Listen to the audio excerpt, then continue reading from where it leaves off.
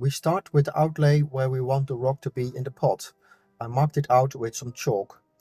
I roughly shaped some fine mesh to the shape I want to fit the markings in the pot. Because it's a large rock, I do this in two parts and join them together later. Here's another fitting together in the pot.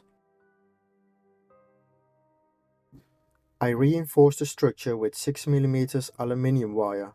It will be strong enough for what we need and it is fairly easy to form along the structure.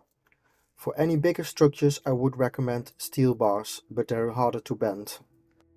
Another fitting here, this time with some soil in the pot to see how it looks. I decided to add some more height to the structure so it stands directly on the pot and not on the soil, so it won't sink down in time. Here the first layer is added.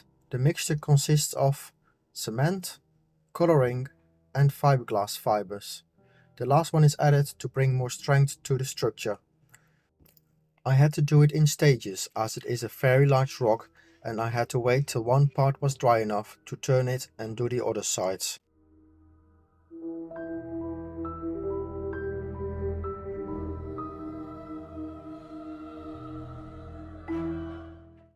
I went for a rough and textured finish to get a nice weathered appearance in time.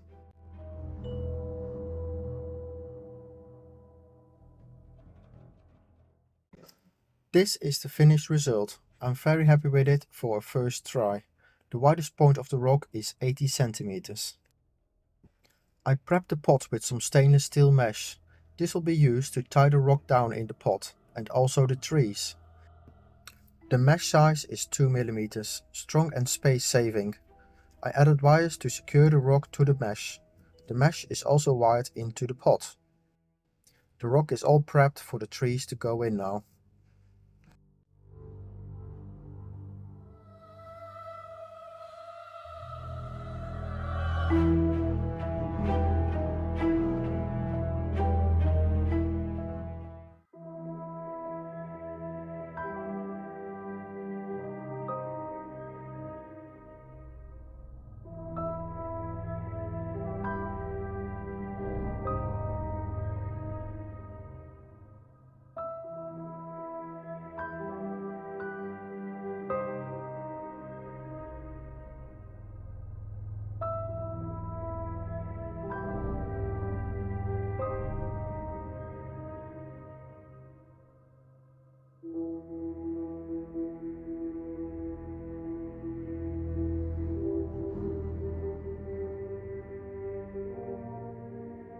Hello and welcome to another video. Today I've got something special for you. I'm being commissioned to do a forest planting for a customer. So we discussed the plan, the ideas, what he had for it, and he wanted like a rock formation forest planting with red maples. So I made this rock or a sculpture by myself out of wire mesh and cement.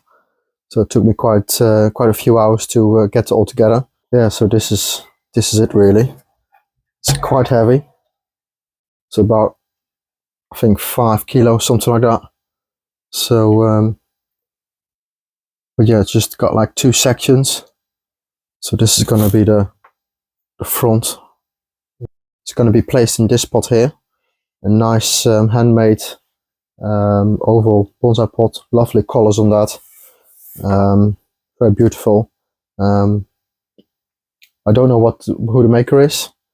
There's no stamp on there, but it's definitely been handmade back in the 70s or 80s. The customer bought this from a dealer last year, and he just fell in love with the pot, and that's where it all started really. So he wanted this pot to be the base of the forest. So then we just decided to make a rock for it with the same kind of colors with the pot. So it was quite a bit difficult to just match that, but I think got very close one there. So this is gonna sit right in there, and then we've got all these maples here. These are Deshojo, Asa palmatum Deshojo. So Deshojo is the variety. So that's the red maple. So they come out red, and they turn into the summer, they turn a bit greenish, and then they're gonna turn red again in the autumn. So this is most of the time they're red. So most maples, they not always stay one color. So once you buy them at one color, they might change in the next season. So be quite wary of that. So yeah, so it's a big challenge there, because you have to work with all different sizes of plants. So we've got different sizes here. So we got these trees from Greenwood Bonsai Studio in Nottingham.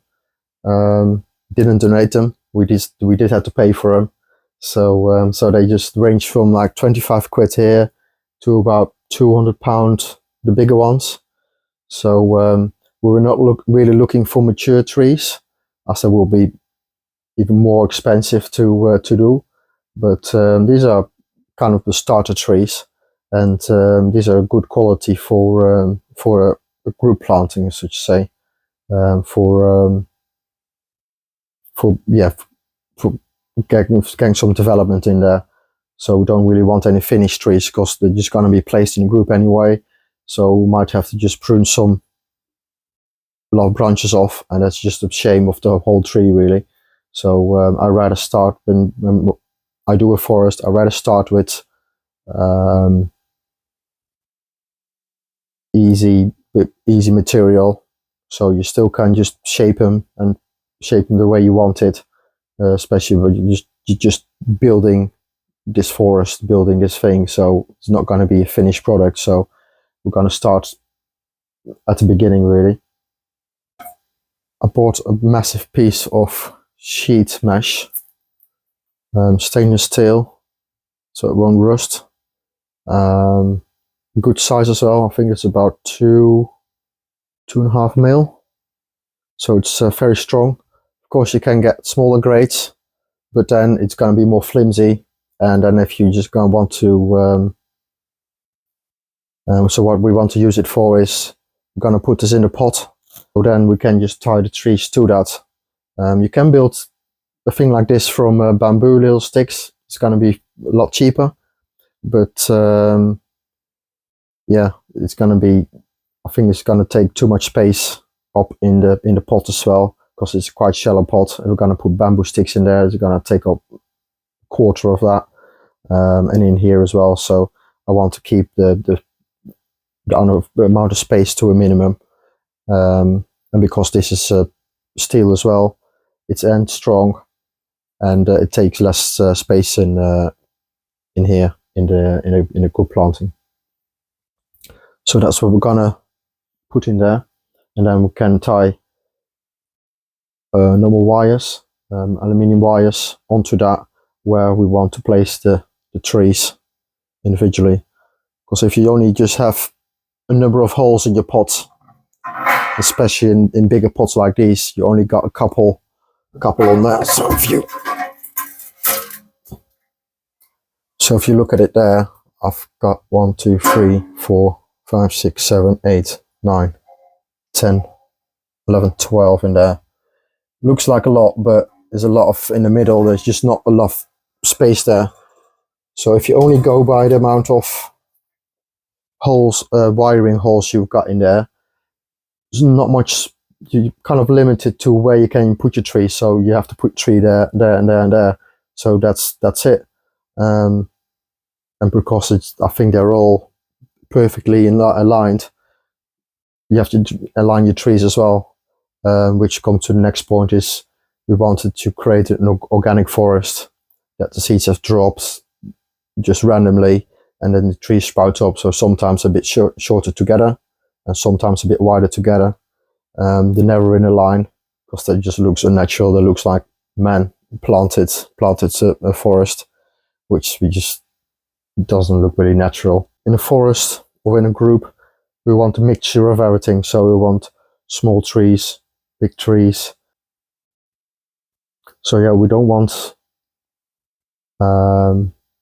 any trees straight in a line, and it also counts for long ways as well. So we don't want one tree hiding behind another tree. So that makes it quite difficult. So it's a really big puzzle. So yeah, what we're going to do, we're going to take all the trees out of the pot. So they're quite rooted well. So we can take them out of the pot, shake a bit of the loose soil off, and then we can just place them where we kind of want them. And then when we figured out how the puzzle sits together, then we can do the actual repotting. So then we're gonna repot every tree.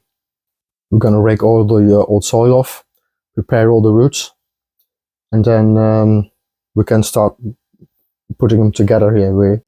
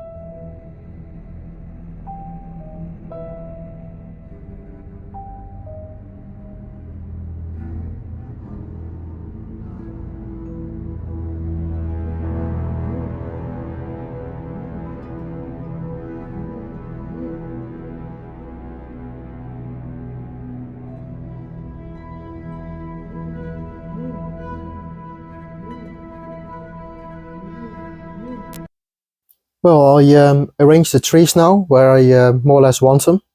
So I took them out of the pots, pruned a little bit of roots off just to get them a little bit smaller and get them in position.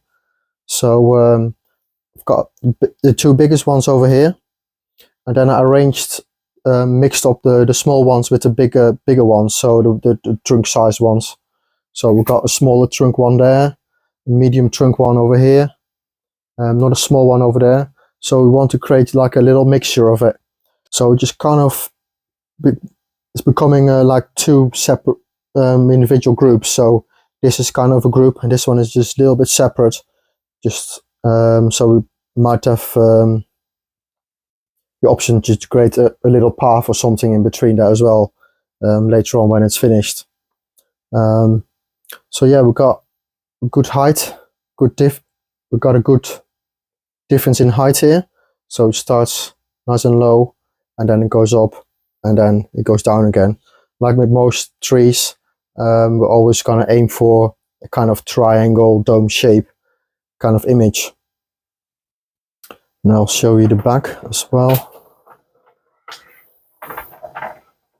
So you can see here the two smaller ones in the back there, just to create that little bit of depth as well for that. So these ones will be planted into the rock, which is open underneath as well.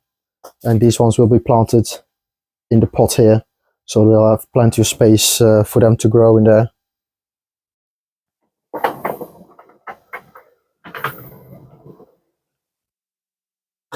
So now we're gonna repot every single tree.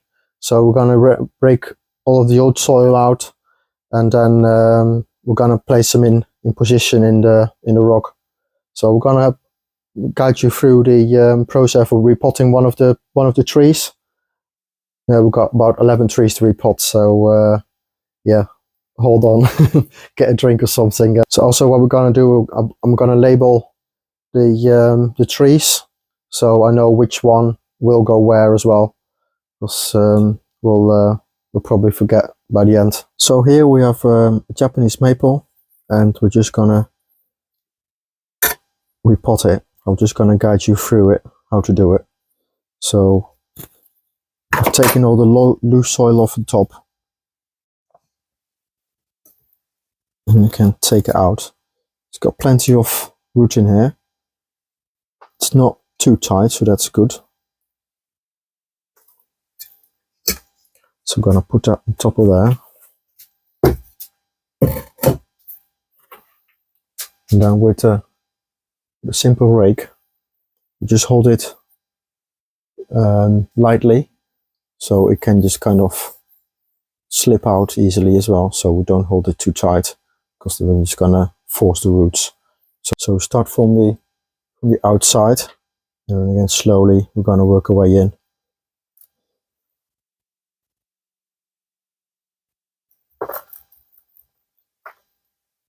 You can use the other side as well. Again, hold it lightly, so it won't damage the roots. It won't tear any roots, so we're just doing bit by bit. So because the roots are just going right across. Most of them we're going to prune off anyway, but we're just going to show you how a normal repot works really. Sometimes when it's get a bit tighter like that, we can just do a little bit of wiggling, so the soil kind of breaks up underneath.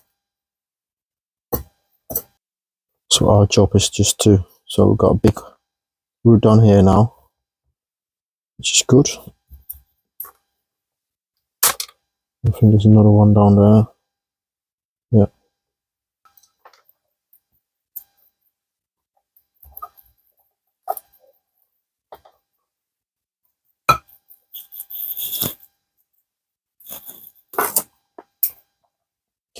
So for this part here, we're going to prune this off.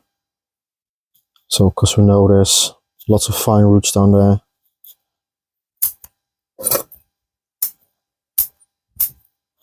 We've still got lots of fine roots left down there, so that's will be fine.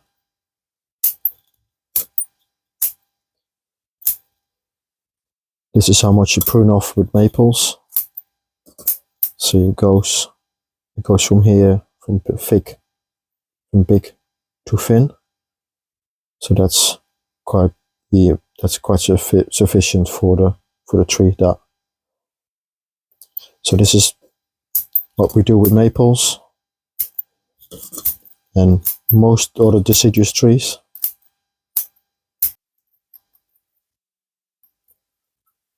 So there's a lot of soil still there in the middle there. So we just try to poke it, wiggle it, so just try to unravel those roots so everything kind of spreads out again. So that the roots just go wherever there's space. So if there's a space down there, the root just goes in there and goes across like you saw, because there's a lot of soil build up. So what happens eventually, the roots will start to go into that soil because that's where the space is. But then the nabari will be quite ugly, so you got roots growing upwards. The longer you leave it, the bigger the roots get, the bigger the problem gets. So with these things, with the repotting, you want to solve these problems and tackle these problems as soon as you can. Of course, you can't deal with all of the problems all at once. So if you got like really big roots, as I said, you just have to take it back step by step, little by little. Just like with branches, you prune them and then they fork and they create new roots on that place where you cut them. And that way you will get a smaller root base to be able to get that in a smaller pot and get a better quality root spread, nabari. So we want not too much big root in there. So this is acceptable. This is quite long enough. And then after on that, we want smaller, finer root like these. Give it just a little spray to keep them damp.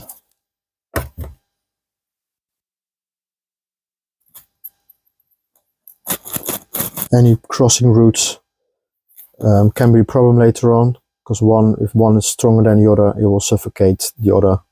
So then you just basically end up with half the root ball, and that's not really efficient. So we want to make sure the roots go nicely spread out evenly.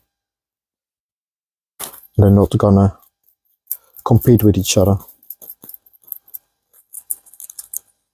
Again, when you see a problem like that, solve it straight away if you can. If there's multiple ones like that, just try to tackle the worst ones, and then in the next repotting, so in another year or 2 years, then you can tackle the next problem, and so on. So try to do it as good as you can. So we've got quite a lot coming from one point here, which is not too bad, but we just it would be nicer if that just goes from 1 to 2 or something. So we've got some growing upwards, so that one hasn't really got much on it. It will survive, but it's just not that good. That one there's dead on top. You can see it's a nice, that's dead as well there.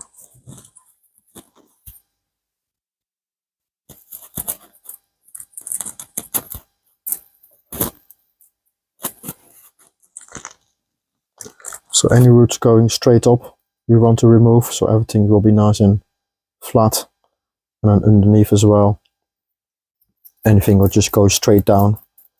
We just want to remove too, really. It's not such a problem here, because I think this tree has been in training before, so it already's got a nice flat base. But for example, this one, it's strong-ish. We can remove that, so encourage the tree to grow from the sides instead of creating a so-called taproot. They can't go far anyway, but it just I'd rather have roots growing outwards than downwards. So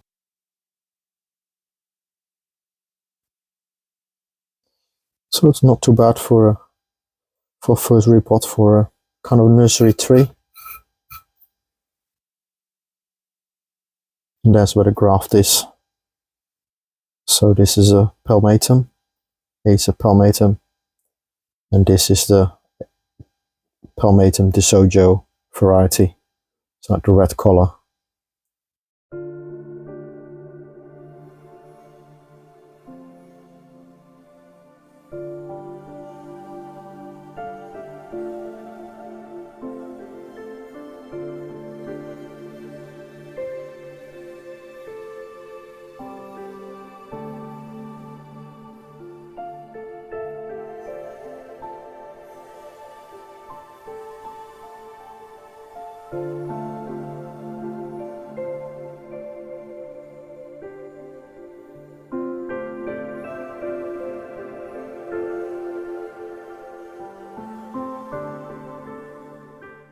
All the trees are bare rooted, they're all ready to go in. So we're going to start with the big one there. There's one going in here, and then I think we're just gonna kind of build around that.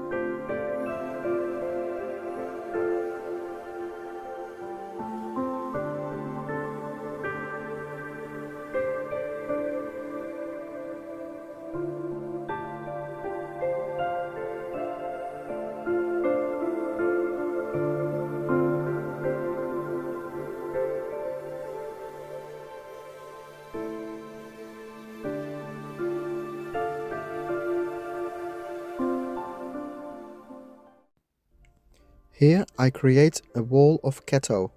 Kato is a river clay. It will keep the soil in.